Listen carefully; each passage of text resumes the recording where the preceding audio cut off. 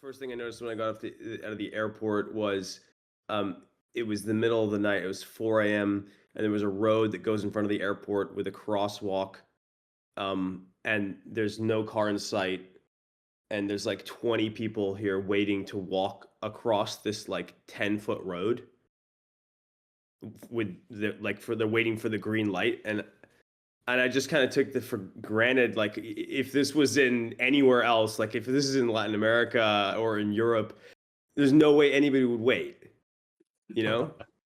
There's a strong pride here as well. Like people, there's like strong patriotism. Like the Korean people love Korea, and they love each other. And they like, I think I've heard multiple times since I've been here, I really love Korea. Like so, the Koreans saying that, like I love Korea. Like how many times do you hear that said in the Netherlands? I think in the States they do it as well, but in Europe we don't do it. That's right. That's right. The Americans definitely do that, but they don't wait for crosswalks. It's a kind of different. That's the main difference. I mean, neither do we, to be honest. No, It's kind of the opposite. It's like I love Korea. I love Korea, and I'm gonna wait for the crosswalk. And the Americans are like, I love America. I'm just gonna go straight across. Cool. yeah, love it. Let's open up the event, and then we'll talk about the weather. It sounds like it's about to be the most uninteresting novelty search. It's interesting. It's interesting that like talking about the weather normally is sort of like a faux pas. It's like what a boring thing, you know. But you guys have taken that very far. Like let's really talk about the weather. Yeah, I mean the amount of times that we've heard people say like, I already get a weather API or the weather app, and they're like, how is this any user value? But We will show you in a minute. Yeah. we will, yeah, let's do it. You're the most interesting people in the world potentially to talk about the weather. That's for sure. Hopefully. But that doesn't make us interesting by default because it's still weather. It's okay. We're not here to judge you on your general personality. We just want to know if you can predict the weather. Oh, we can. I'll show you. On the minus can. Yeah. Great. Well, people are Okay, let's feeling give it Mhm. 25 more seconds. 25 more seconds. Why don't we take the 25 seconds to go one by one with your names Yes. Sure. and what it gives you guys really the credibility to be trying to predict the weather here. Yeah, let's do it. Let's do it. I'll start off. Well, I'm not the one that gives us this credibility. I'm just I'm it actually. I'm doing business development, and I'm doing anything but technical stuff. So communications, business development, a bit of community management, and also reaching out to people on LinkedIn, trying to get partnerships, things like that. Yeah. But I'm not involved in the code or anything. Yeah. I'm Wouter. I'm the CEO and co-founder of Orpheus. And it started off as a mining company. And at some point, we had acquired so much knowledge about Bittensor in general, and had someone with a lot of knowledge about the weather, who's sitting over here, that it only made sense to start our own prediction subnet. Right, so I'm Eric. I am the lead machine learning engineer for Orpheus. And before joining Orpheus, I finished my master's in Cambridge. And as part of that, actually, at the final stages, did quite a large project on environmental forecasting, which is like the more scientific term for weather. So I will get more about that later, but I quite have researched this topic quite in depth. So that kind of made us choose this specific topic to build a subnet around. It's a motley crew, and not a single one of you guys is actually a PhD in the weather. No. But that's what we're here to do, kind of break down and just disrupt every industry in the world without needing to be experts in it because, you know, I'm sure that the miners on the network are like, you probably have like 30 PhDs mining Zeus. Before we continue, one question about the name. What is Orpheus? Orpheus is the company that's just a mining company, or was a mining company, and is now the owner of Zeus. Let's just focus on Zeus. It's basically Zeus. Okay, but is it related? Is like the name related? Like, where does that come from? It was a random name. We had to come up with a name when we founded the company within like 20 minutes, and we asked ChatGPT, and he came with Orpheus, and we stick to the Greek god methodologies ever since. So therefore, Zeus and every other name you will see out there is all related to the Greek gods for no reason at all. And we actually find out later on that there's quite some synergy, right, between the two. I think you... Yeah, Orpheus is quite a cool story. It's about not looking back and looking forward because looking back is wrong. And that's the Greek mythology story, right? And because they kind of like that trend. So we kept on using those names. And obviously Zeus is the god of, well, a lot of things, but also the god of weather. So that's why we kind of picked that name for this subnet. And so Orpheus is the god of looking forward? It's the complex mythological story. I won't bother you with the details, but it's about someone who should not look back. And you guys were mining. I believe you were mining. Actually, you were mining the slot that you own. Is that correct? Were you guys mining 18? No. No, we didn't mine the slots. We mined other subnets, a lot of them, but not 18. And you formed a company to mine, the three of you guys. No, I formed it together with my co-founder Travis, who is not here today, and our first employee was Ayed, and shortly after Eric, and we together mined a lot while Ayed and Travis were exploring potential businesses in Bittensor, other than owning a subnet. We were trying to validate for crypto companies. Nothing worked except for the subnet. The subnet. And we currently have, we have 7 people now, right? Yeah. This Monday we will be with 7 people, so we're growing. We're happy, and feels good. So let's focus on why weather makes sense on Bittensor. So why does a decentralized approach make sense in weather prediction? Currently, all the state-of-the-art models out there are all owned by centralized companies. And if you're a small company, you essentially make no chance against these really big companies because you basically don't have the money to do so. But by using a decentralized approach where you intelligently combine the forecast of miners that can focus on specific areas, you allow yourself to build an agent-alike system where the miners combined are better than the centralized teams. And on top of that, the centralized teams often optimize for historical data, which is not accurate in terms of like right now, where we are comparing the data from the miners continuously on the latest data. So it's actually better. Right. So how does that work in practice? Well, we focus primarily now on grid structures. So those are geospatial grids spread in latitude and longitude direction. And we don't just measure one time zone, you measure a couple of hours. So therefore those grids spread around in 3D. Validators generate kind of these bounding boxes and send them to miners and then ask miners to predict. Here you can see an example grid in blue on the spread around the Americas. And then on the left, it showcases how it's really spread over time. So that's why it has vertically stacked. This is sent to a miner, and miners are asked to predict a variable. We started with temperature, there's a bunch more now, at those exact locations, but in time points in the future. And then the validator waits a while, that has the actual ground truth data, and then it can compare how good was the miner doing in that specific location based on the mean error, the root mean squared error to be specific. Right. One thing you do run into when having this kind of difficulty measure, when like looking at that kind of scoring, is that obviously not every region is the same. You have a lot of these regions which tend to be in the ocean, and the ocean is very flat. And therefore, what's kind of going on is quite easy to predict comparatively, especially when you look at areas with mountains, such as the Himalayas over here. So here we actually plotted a variance in temperature, where more yellowish hue means it's a lot more variant, a lot more temperatures going up and down. And as you can imagine, it's a lot harder to predict those high variance areas. So what we've actually done, we've taken this information and created this difficulty factor Z, which we weigh in such that miners get especially rewarded for doing good predictions in areas with high variance, areas that are difficult.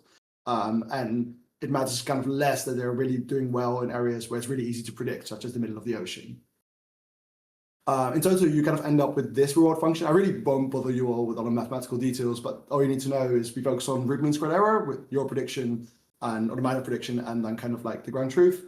And what we also focus on, what's really important for us, is a baseline, which in our case is Open Meteor, which is actually like a really decent, well-performing baseline. But we want our miners to be even better than that.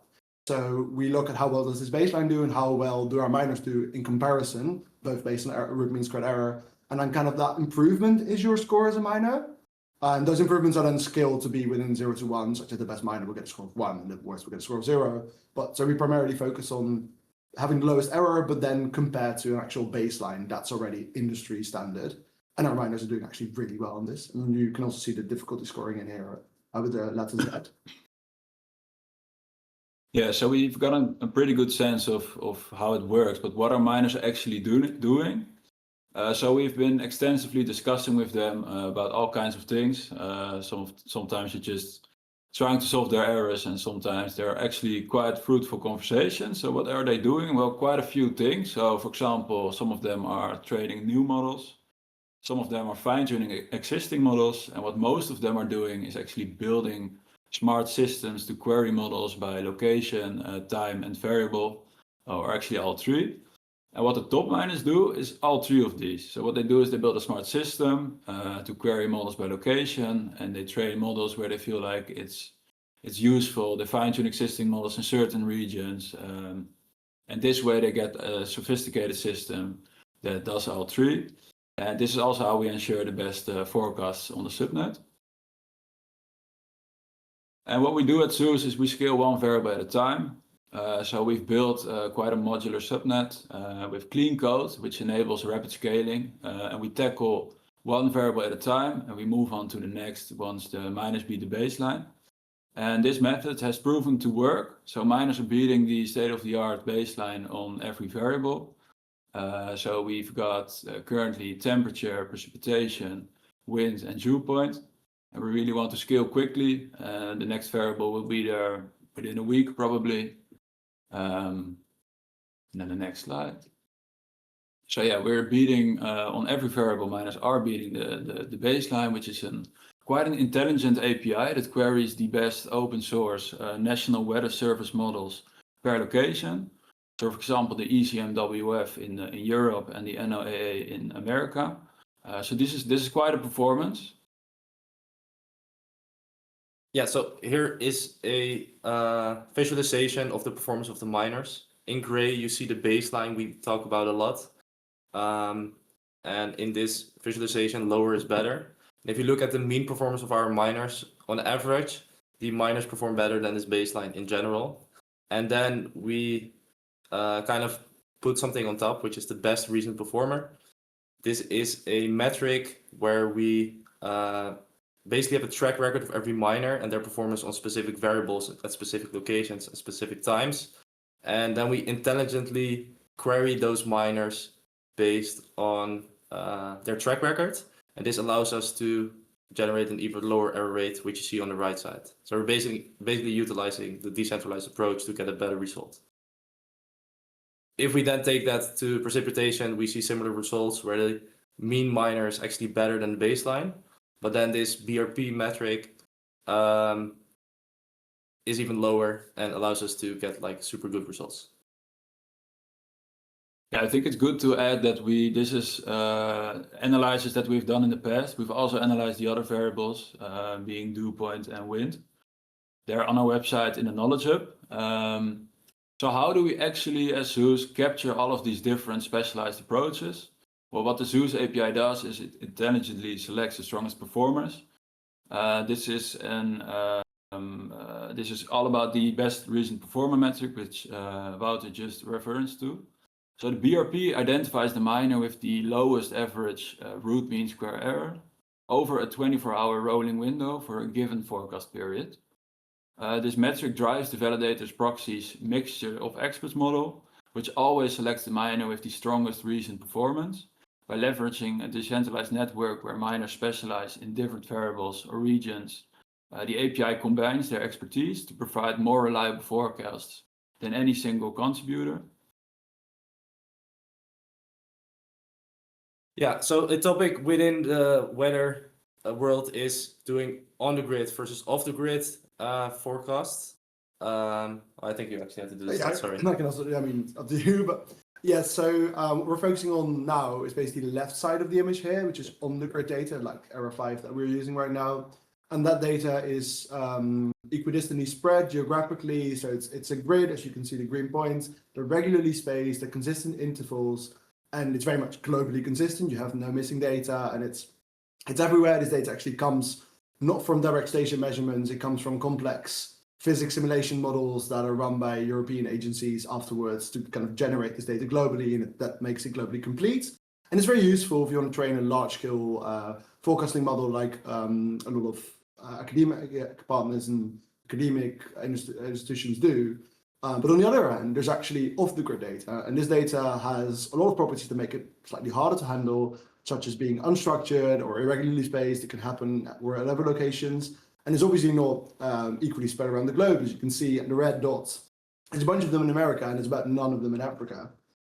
But it does have a really, really nice property, which means that it focuses on a hyper-specific location. You actually have data for that specific location, as opposed to having these grids which actually have like 25-kilometer bounding like areas where there's no measurement. And these off-the-grid data points do allow for actual specific focus on points of interest, which makes them really powerful. Yeah.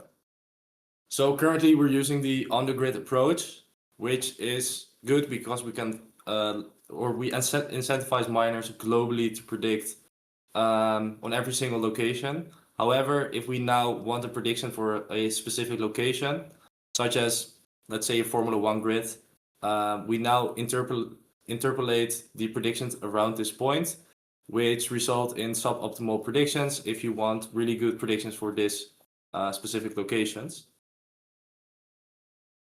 So how we're tackling this issue? Well, big announcement, we're actually expanding the validation layer. So we're going to diversify the validation, and that's we're doing, we're introducing a second mechanism, or as we all probably know it, like a sub-subnet, which is like a new feature. I think it launched a day or two ago. So what we will have is the existing competition based on the on-the-grid era 5 data. But we will host another one which will be based on these off-grid data. Right, and this might seem like a really constructive problem, but I can assure you this is actually very, very relevant, because what tends to happen now in a lot of research labs and also actually in industry is that people have to choose between either of these modalities, because one of them is nice to work with globally complete, but doesn't really work nicely for downscaling and has all kind of these associated issues of like, I want to predict this location. I don't want this computer data sets that's globally complete, but not all at my location.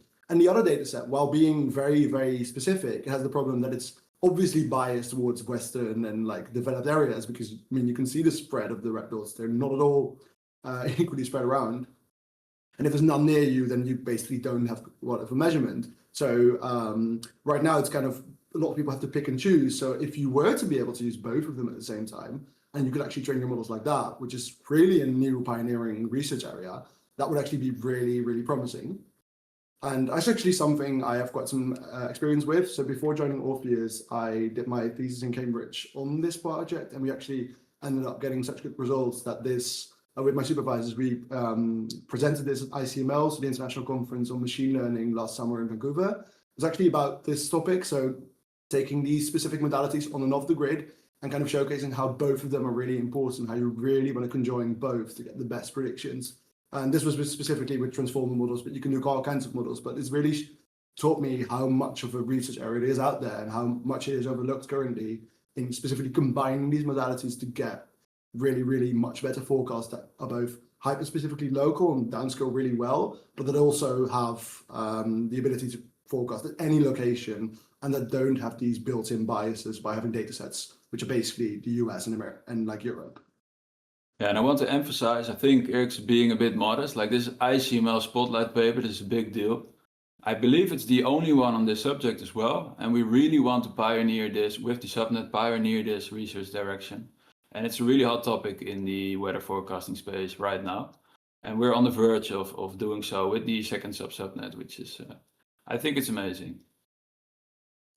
Yeah, so the end result will look like this. We're basically going to combine what we're doing right now, which is in the green dots, and create a sub-subnet or a new mechanism where miners are also incentivized to predict for these hyper-specific locations.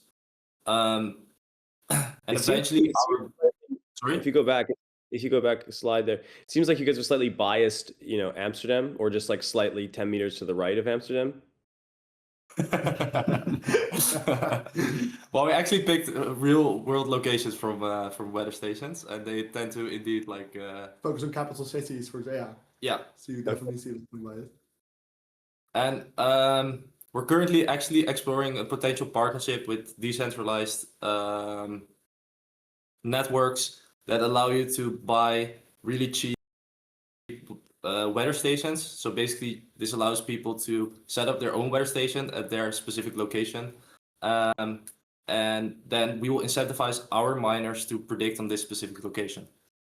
Yeah, and we really, you were done, right? Yeah, really envision a future where anyone can, through us, buy a station like this, like all of you guys on Bittensor, buy a station like this, and we can actually provide the most hyper-local forecasts for that given location. And we envision a future where this will be used, let's say, around F1 grids, on top of stadiums, on top of skyscrapers. Like the sky is the limit once we are able to distribute all these systems and provide these hyperlocal forecasts. So yeah, over time, Zeus will validate both reliable global forecasts, but also accurate local forecasts. And we will be the best API out there. Damn right. Damn right. That's it, right? Yep. Yeah. That- We want to thank Okay. everyone listening today, by the way. Thank you for tuning in at this time. Yep. Especially you Okay. guys, 6 a.m. So, can we get a prediction of what the weather will be like tomorrow Sure. from Yeah. Zeus? Okay, go if to the you Zeus run up subnet the Zeus website. subnet. Which location are you interested in specifically? Seoul. Right? So, Let's take a do look. you want me to like screen share that? Yeah, we can probably. Yeah, I'm doing it on my laptop, so that's You can do it on yours, I guess, and then we can screen share it. So as what well. am I doing?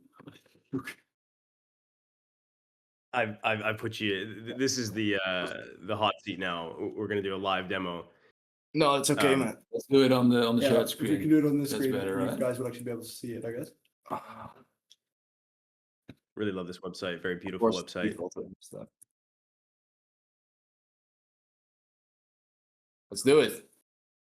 And this is actually, as we speak, sending requests to miners and pinging it back. So it's Wow. pretty hot over there. It's gonna be 26 degrees. No clue what that will be in Fahrenheit. Not bad. Zoom in. Not bad. Correct. Yeah, Very no, well.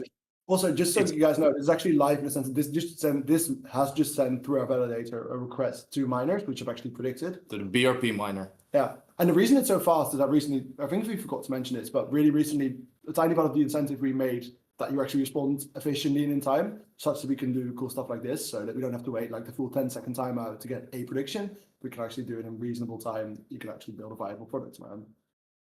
Okay, so now go to just type it into Google.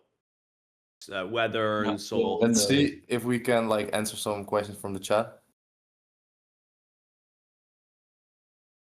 He's on Windows. Okay, I didn't expect that to be an issue. If you, Witcher, Just make a give mobile app. We're actually working on that, Yeah, I think Joseph. Trevor's is quite far with it, Yeah. actually. Witcher, I want to shit test what we're looking at here in terms of the temperature. So I go think- go We'll just Go to try Google. talk, but We're we trying don't to hear stay it. because we don't hear anything. Yeah, we Maybe don't that's hear our anything. issue. I'm not Is sure. it maybe, Roger, can you check if the screen share thing didn't break? can you guys not hear me? Cannot hear you. Let's see. Did I mute it? Yeah, I muted it. I muted you. Sorry. I'm so sorry. Oh well, that's your fault. Sorry. Okay, great. Wow. We're back. Sorry. Sorry. Please repeat anything you said. Yeah. I was gonna. Okay, now go to Google and see Okay. what Google has to say about. Just go to Google weather or whatever, and weather and So- solar.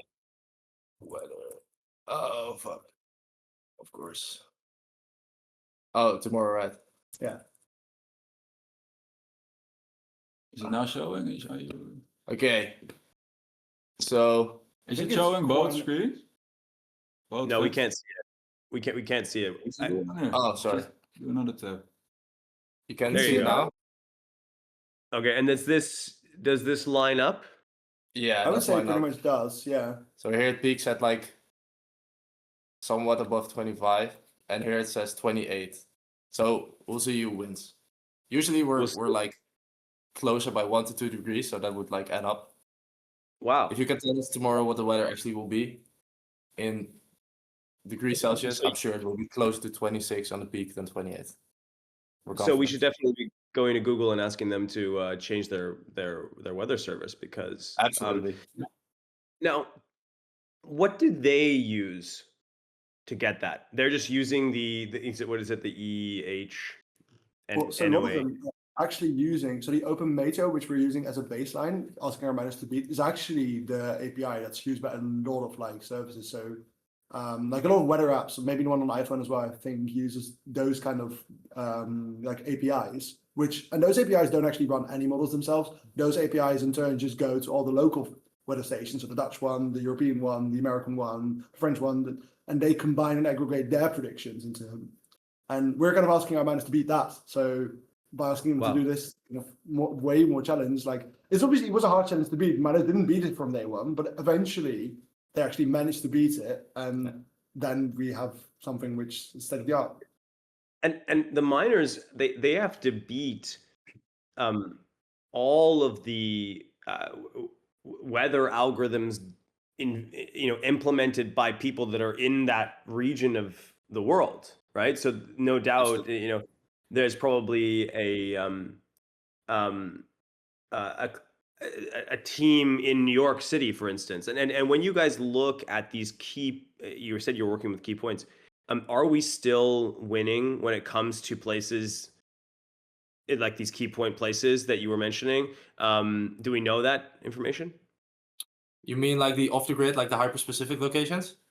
Well, I mean, like I think I mean like in Los Angeles, for instance, there'll be a dedicated team Mhm. that probably focuses on weather specifically in Los Angeles, and In- they have a much smaller problem than Zeus miners. And when you guys look at the results from Zeus miners, are we just performing well when you're talking about northern Saskatchewan, but when it comes to these like points of interest, actually the specific models at these locations, are a little bit more bespoke.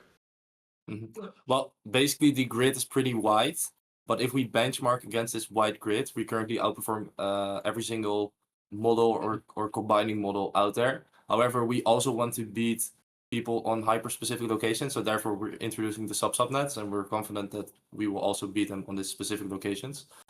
But yeah, go It's ahead. pretty also important to stress that like a lot of the apps like Google Weather, they're not doing any of these computing themselves. They use the APIs, and those APIs in turn mostly rely on public domain weather services, which are accessible for everybody. So what our miners can do, especially initially, is kind of at first they're at least as good as what's current because they can use what's current because those are all public source, and then they can incrementally improve over regions. Yeah. So our miners Right. don't basically have to build from scratch. They can build from what's already there because that's already public domain anyway. There's very few private domain weather, although it's coming up a bit more, but it's very limited. So yeah, like that Right. helps. Okay. So it's patently obvious that they would beat the weather models in LA because they're using them. They're already Yeah. they're already They're using more intelligently. Yeah, they're using more intelligently, using them in combination with, for example, other data or other information that they might also have that model might not include yet. That's interesting. Take us back to the slide, if you don't mind, where we look at the performance, because like I think sometimes this can get lost in a presentation. So 10% better than these people. First of all, like what do we? Yeah, let's go back to. I'm assuming it's, Let's do temperature. It's It's this the one, most right? intuitive Yeah. one. Yeah, that's Okay. the unit That's that makes sense. Look, They are in Kelvin, by the way. I'm assuming most US people based on Fahrenheit. Fahrenheit's about, I think Kelvin is about twice. It's like 1 Kelvin is about twice as big as a Fahrenheit, roughly. And so this is a root mean squared error. It's a Yeah, it's so a you bit. can- interpreted as basically how many degrees off are we? Yeah.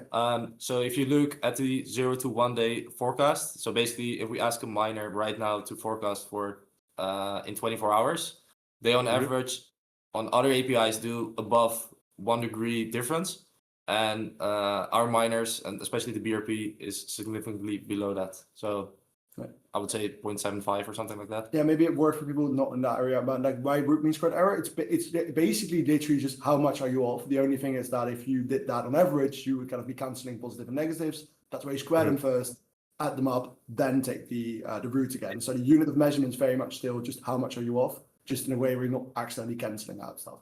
And is that the right metric? Like when you're predicting the weather here, like perhaps the miners are overfitting to, when it's a normal day, they're always correct, but then a high variance event they don't really care about because you're only measuring root mean squared error. That your models might actually have higher variance and not actually be tuned to what people want or what people are expecting. That's a very good point, but we only take the mean over that specific challenge that is sent to a miner. So we don't take their global mean. It's just every mean, and every box we send is only a very small global box at only a couple hours back to each other. So if they had this problem, then for that whole box, they would be off a lot, and then that whole box would have a really high root mean squared error, which we don't really see. So we can quite comfortably say that's not the case. Like we're not doing a global mean over a month. We're using this metric on a very, very small box at a very specific couple hour time frame. So but you're still averaging the miner's performance over time to get forward.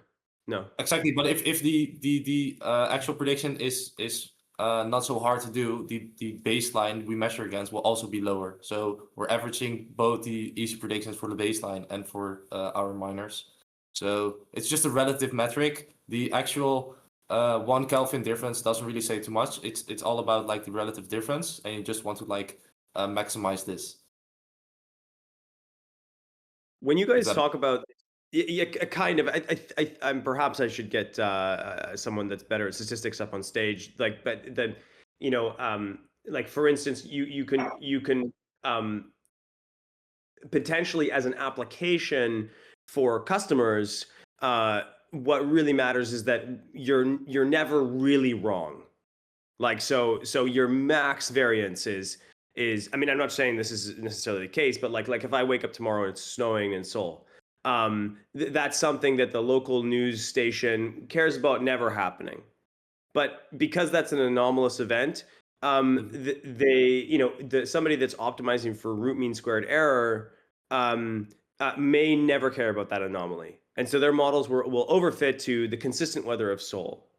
Whereas a local algorithm may be actually optimizing for something else, which is like surprise or we're really reducing like a maximum variance in their predictions over time.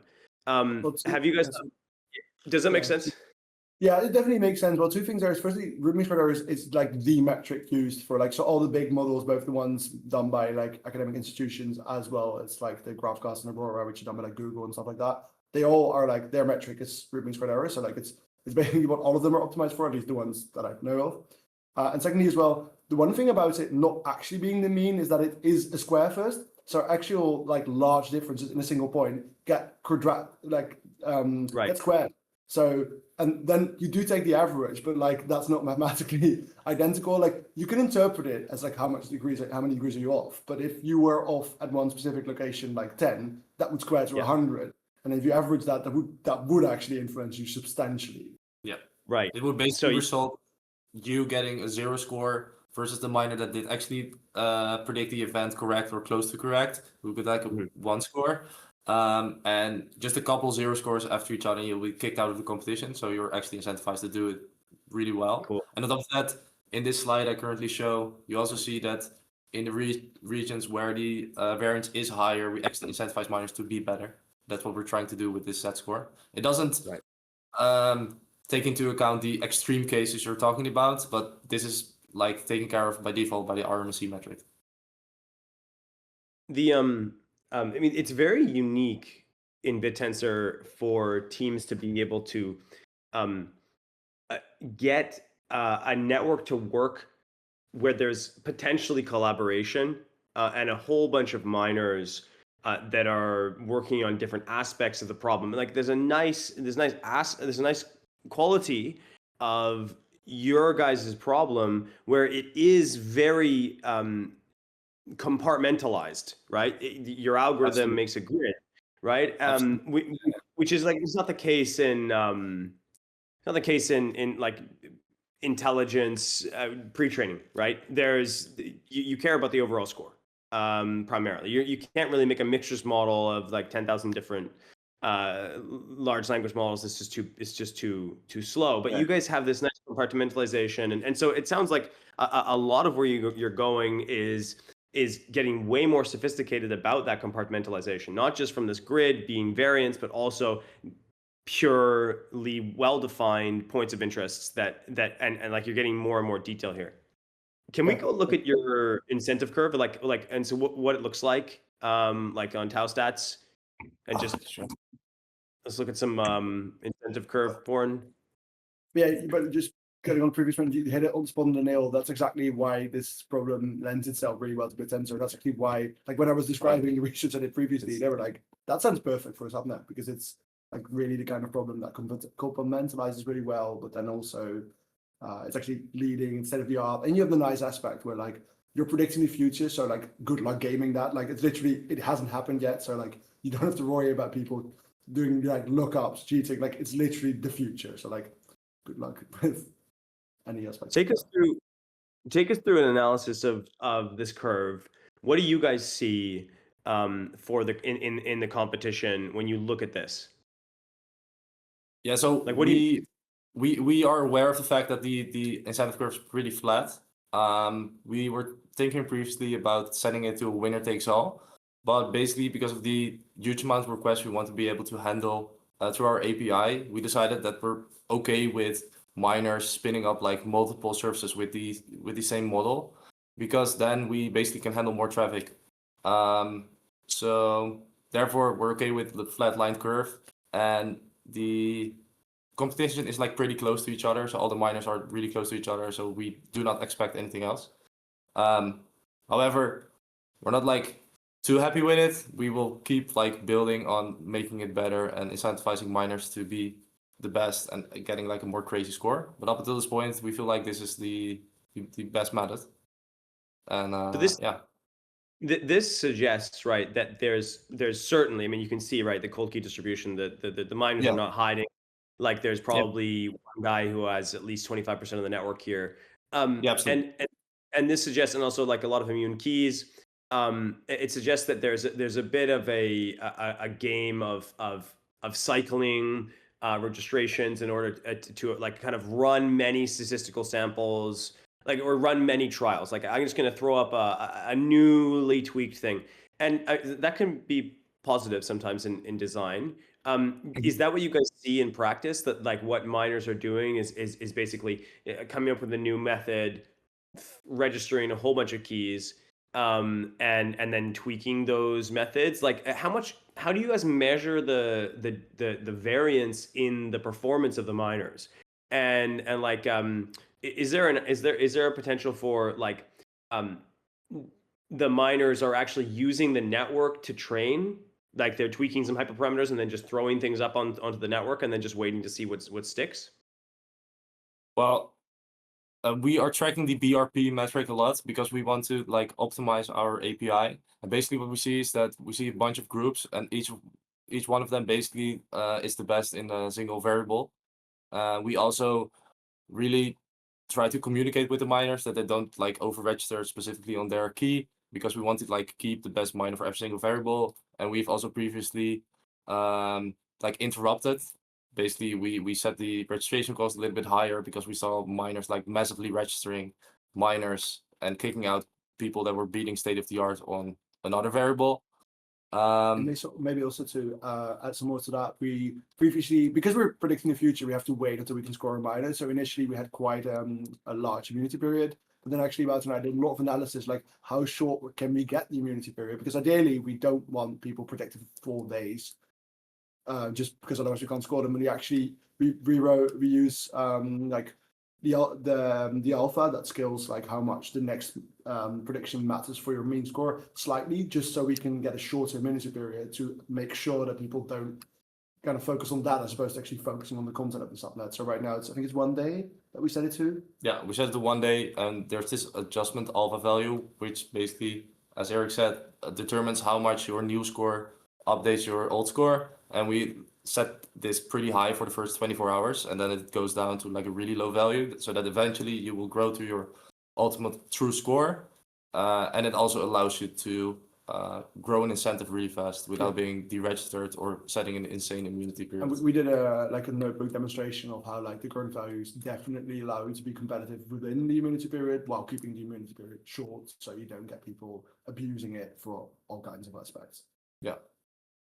Well, there's lots of alpha in there, and as you guys know, this is like deep Bittensor. But backing out of the nerd stuff here, going to improving the RMSE, and this being a metric that really matters to the industry. Your guys' baseline on the slides. If you go back to the slide deck, if you don't mind, there, Wouter. We had a graph in one of these pages that showed like a comparison. I just want to like break it apart, so like perhaps we can see understand what that really means. This one? This one? Yeah, this one here, right? So you guys are comparing yourself against this open Mateo. Yeah. And is that really who you're trying to beat, or are like other teams in the industry?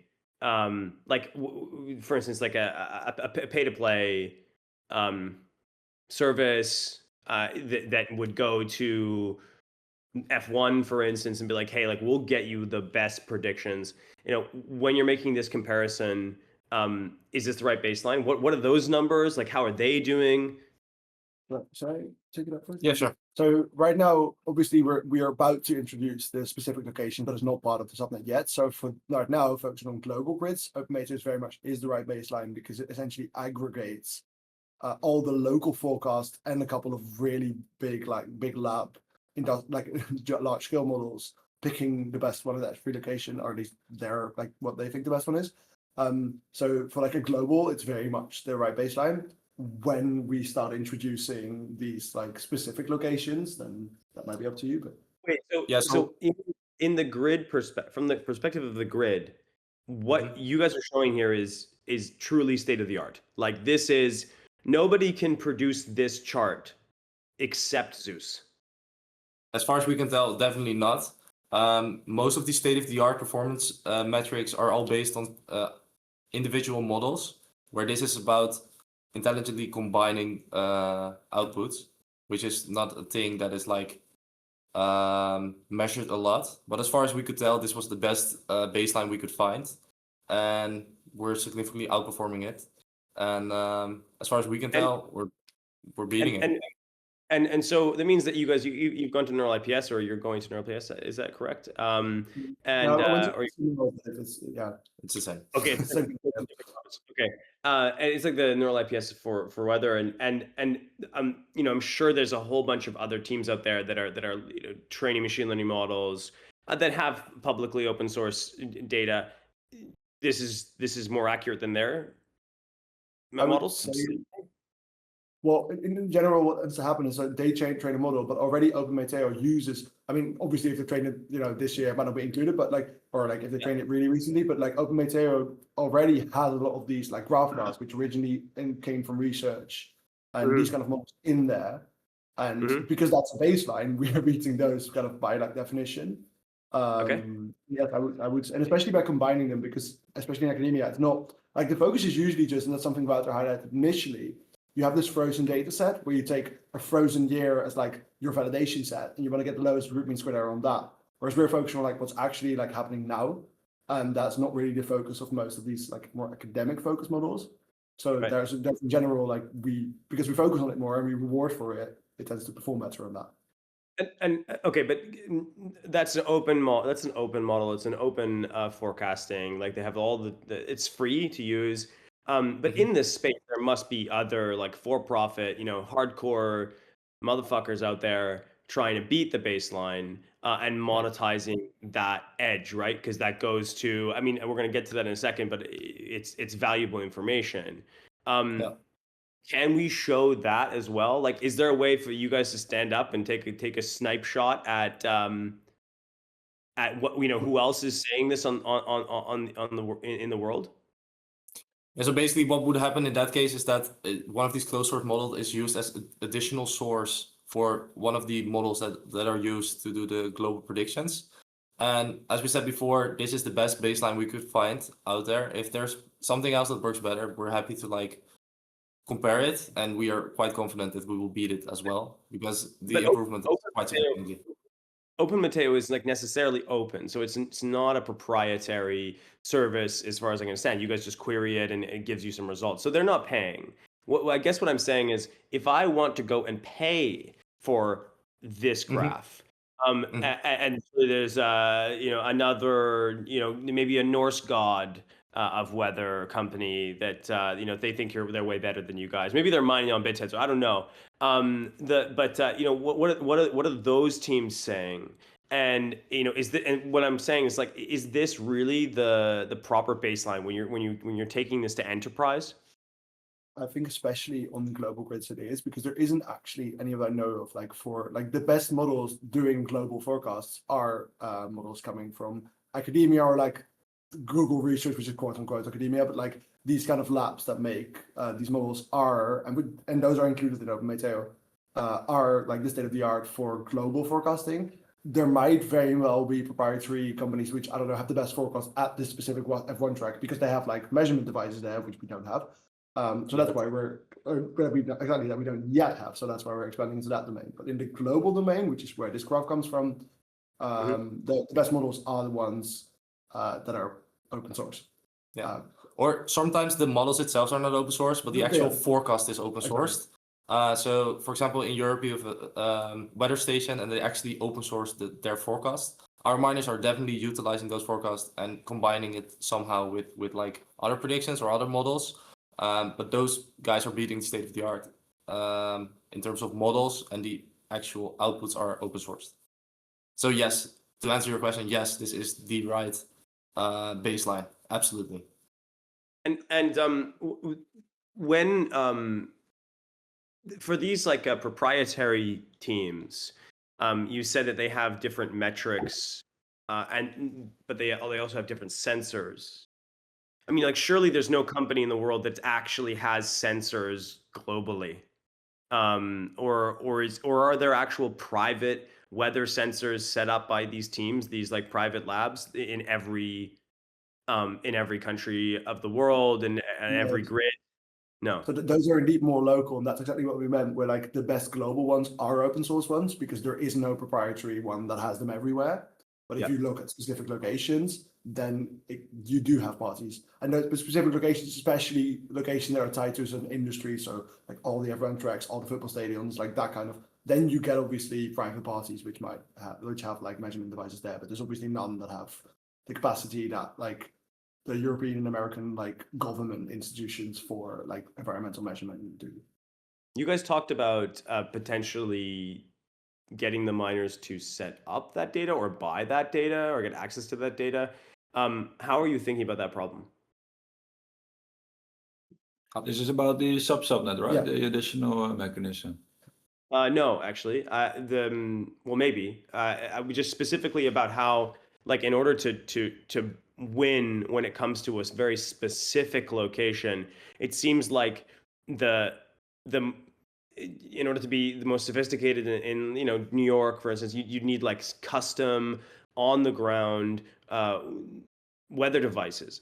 And we're actively talking to a group that is setting up a decentralized data collection network where you can actually buy a really cheap weather station and install it yourself. And by combining like our resources, their data, and our forecasts, we can actually incentivize miners to do prediction on specific locations set up by these small, cheap devices. And it allows you to literally buy your own weather station, put them in your backyard, and we will incentivize miners to predict weather over there. That'd be interesting. And like maybe the first time that Bittensor moves into the the real world. I suspect you probably want to build like mining pools right out the gate. And it's a very interesting problem how you would verify that, but like we'd love to see it. Yeah, there going- are actually projects out there that are actively like already distributing these devices with like thousands of units. It's not like a new thing we're trying to set up. We're just trying to combine the resources we have. And on top of that, it allows you to join that other network, collect data, and incentivize miners on Zeus to predict over there. If that makes sense. Yeah, it does. Very cool. So let's go to the when revenue question, but lightly. I actually more interested before we talk about that. Not when revenue. I'm just kidding. Tell us about the actual market for weather. Like, what does it look like today?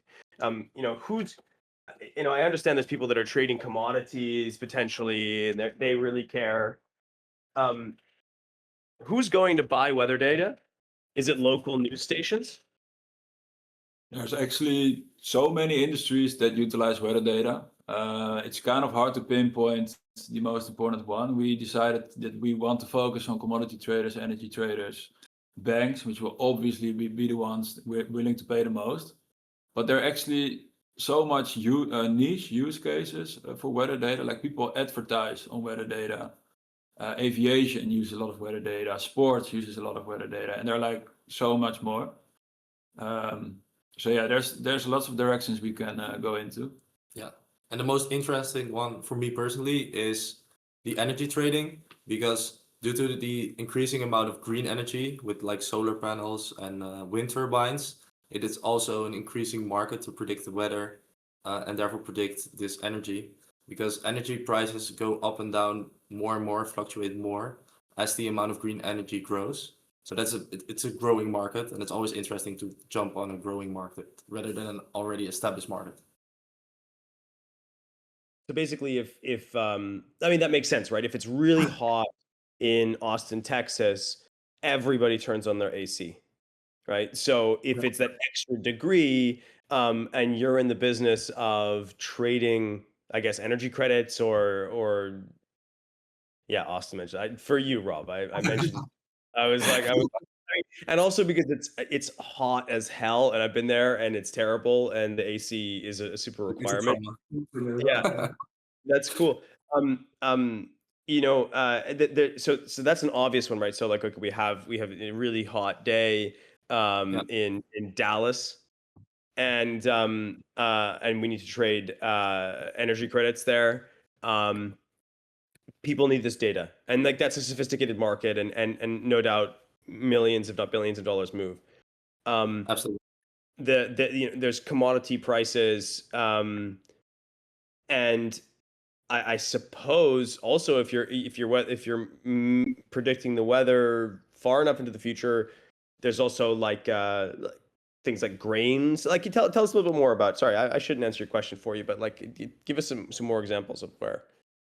Yeah, so for example, what could also happen is that a bakery, for example, wants to run their operation once a day and needs a lot of electricity. And if they can like spin up their entire operation once a day on a specific time period where the energy prices are really low, based on our predictions, it can save them literally like millions of dollars. And I think the examples are endless. High performing athletes really depend on what the weather will be like, especially in things like tennis and cricket and soccer. Some people really have like bad sight when it's raining. Some people just can't stand the heat. The list goes on and on.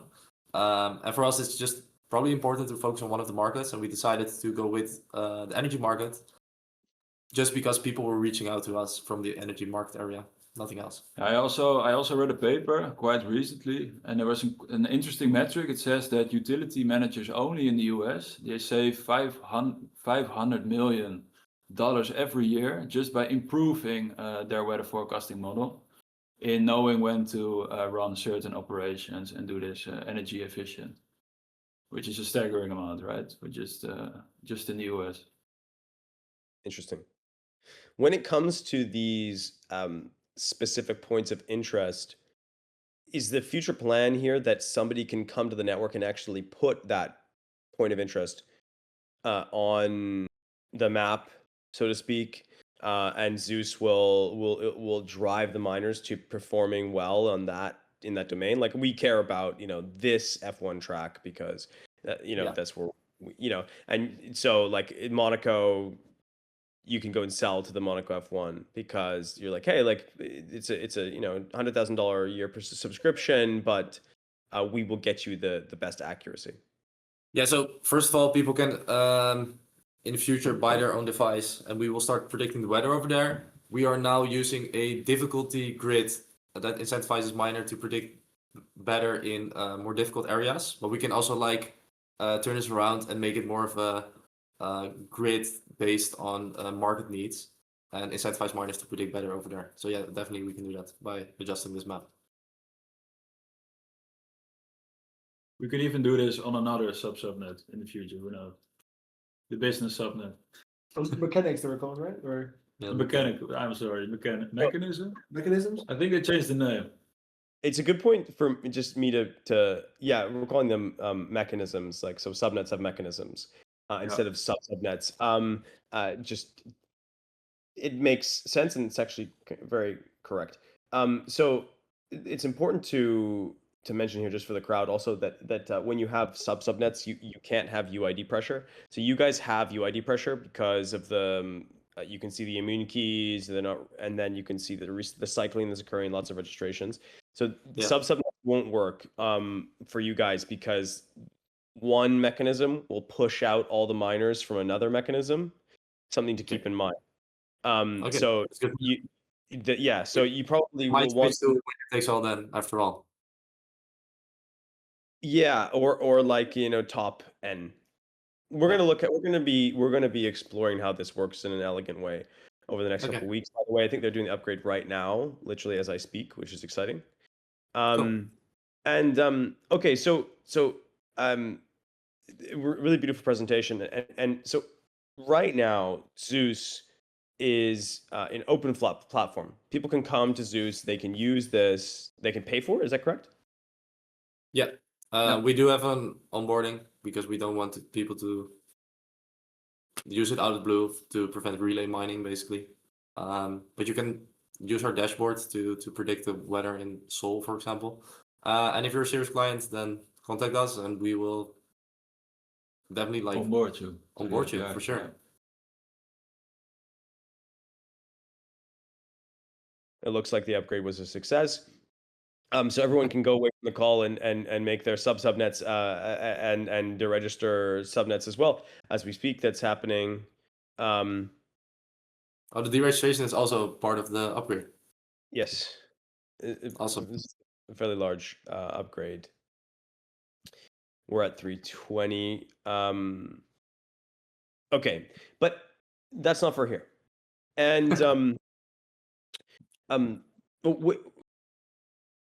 what are the number one things you guys want to focus on over the next quarter? In increasing the amount of variables, and reducing UID pressure probably. Yeah, and introducing the local like. Oh yeah, of course, introducing like, the upgrade on the subnets and figuring out how to do that. Yeah, so focusing on not just spatial grids, but focusing on specific locations and making miners perform well on those locations. And Tell also us about, of course. Tell us about the journey that you guys have gone through from miner to subnet owner. Like, do you wish you could go back? Yes and no. When you're a miner, you're sometimes frustrated because updates happen because people want to like continue. So that's frustrating as a miner. We often had like people randomly updating things because they just want to move fast and Bittensor is moving fast. It was really frustrating. And now we're doing the same thing for miners, and we get like a lot of feedback about, oh, this is not fair, blah, blah, blah. So we're on the other side. Yeah, we actually use the mine 34 and So that explains Dylan's remark. Yeah. It's something we do try and keep in mind where like especially if we do an update which will actually require manual intervention, we'll try and give them as much like both headspace, like time in advance, as well as like provide like a default miner, which obviously isn't competitive, but at least like so they have something in place for, I don't know if they weren't able to update quickly enough. because that's something we really like learned from having mined previously. Like you don't want to dump it up on miners, requiring them to retrain all their models overnight. So like we really try and avoid that wherever we can. I think that's something we learned from. And we now all of a sudden have to think about alpha nomics and things like that. We are a machine learning team, so it's sometimes hard to do those things. But yeah, people from the community are helping us out, so that's also a good thing. Well, guys, this was a fascinating conversation. We're right on the hour.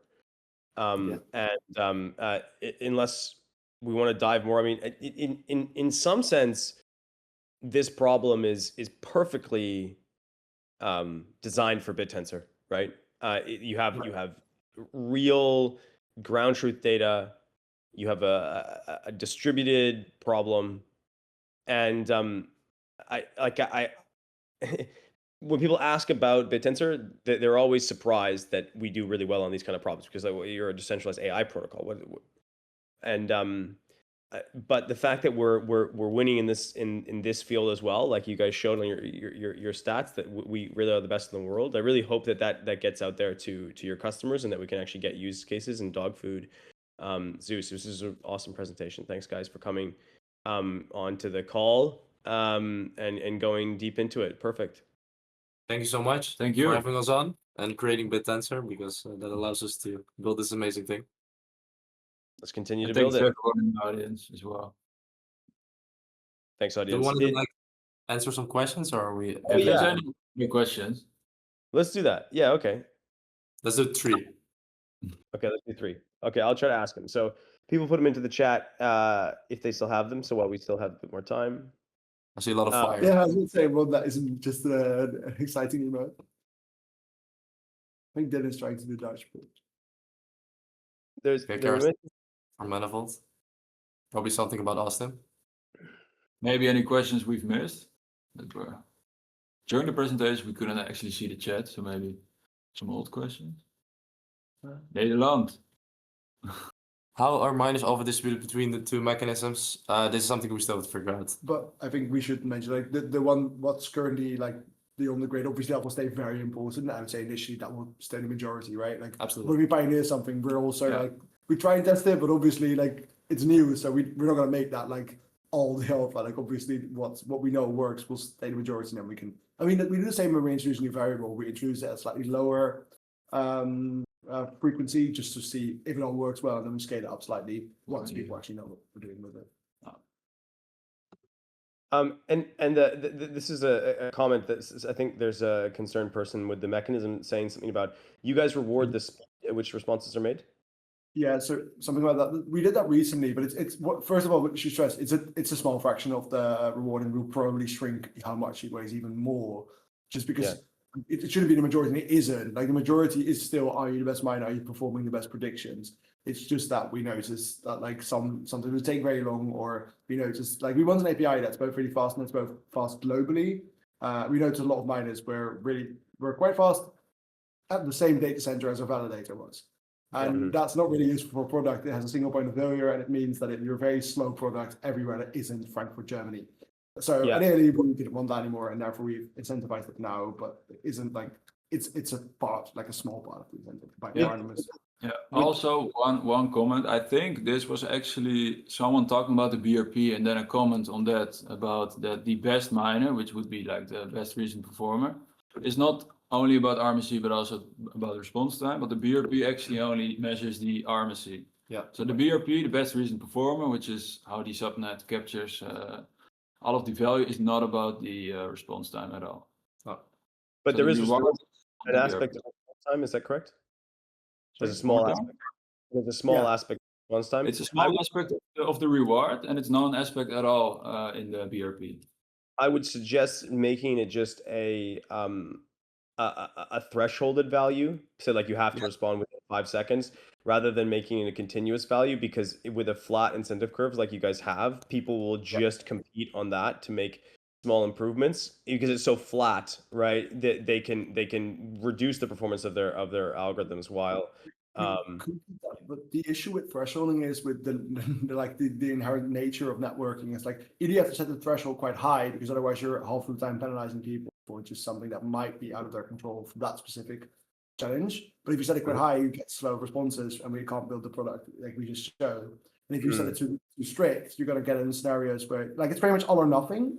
And right now, at least, and also what's important to know, it is capped. So we base it on the medium response time, and then like if you're fast enough, so like you're the top 20-30% of speed, you get the perfect score for speed. Yeah. So we already have that kind of, but we do scale it down just so that like if the validated internet's acting up, if that specific challenge might just be a bigger data size, or I don't know, your network cable's acting, like those kind of things, you're not suddenly punished completely. It's just slightly. So that's what I mean.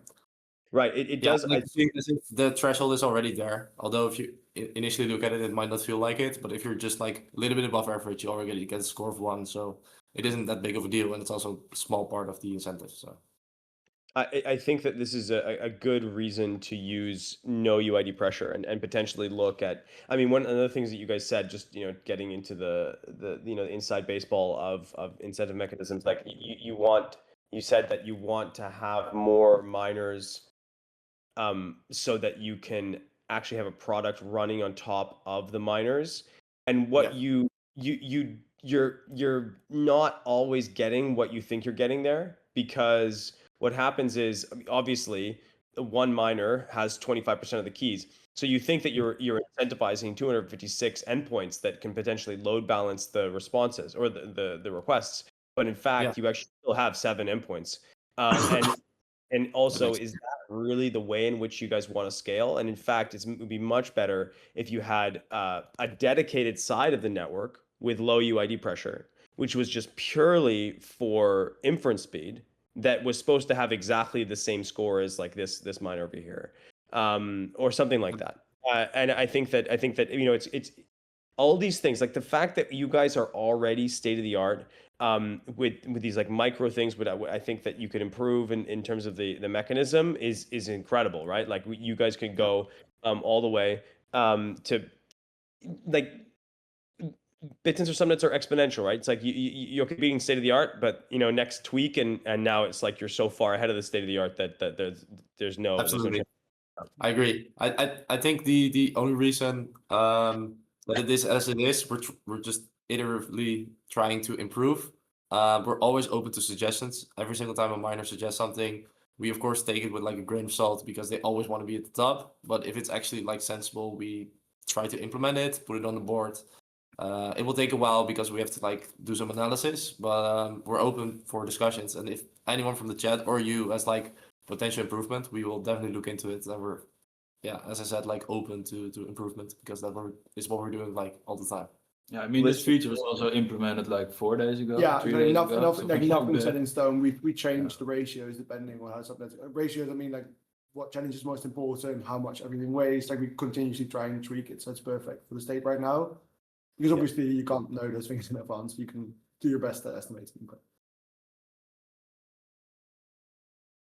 yeah, I think this is a moment I'm noticing in the chat. I'm like that there's some concerned miners here. It's always like this, and this is why it's great to listen to your miner community, because they like understand what it's like in the mines, right? Yeah, it's hard out of the mines. Guys, this was fascinating and very fun. And thanks for coming on. And good luck. Thank you so much. Have a good day, everyone. thank you so much. Okay, bye-bye. Bye.